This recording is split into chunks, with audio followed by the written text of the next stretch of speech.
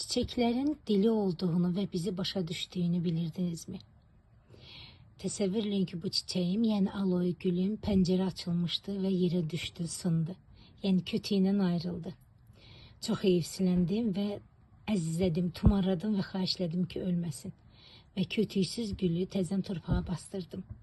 Ve indi maşallah, bax, belə bir gözəl vitdədir, şükür, heç bir xəstəliyi də yoxdur.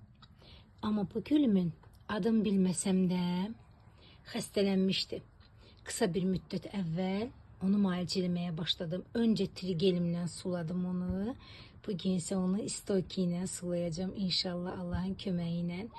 Pərvazlanıb xəstələnəndə başını aşağı salmışdı budaqları.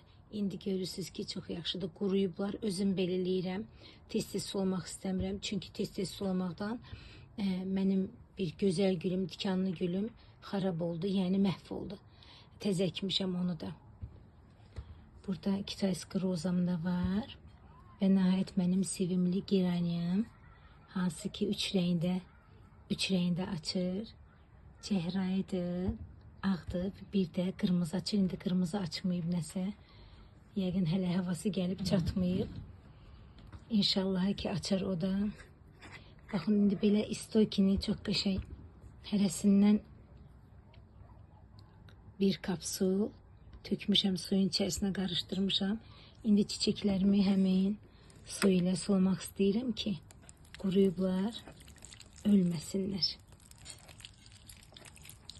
Belə rahat olur mənə, belə sulamaq butulkadan.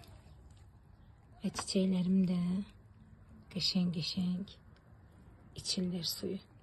Ümid edirəm ki, istoki onlara çox xeyirli gələcək. Çünki tərkibində bütün hücre səviyyəsində təmizləyicilər var. Ona görə də bütün güllərimə xeyri dəyəcək. Bunu da dibine biraz tökək. Aloe suyu çok sevmir, bilirsiniz. Ama kötüləri qurumasın diye onu da sulamalıyım. Necə bizim ihtiyacımız varsa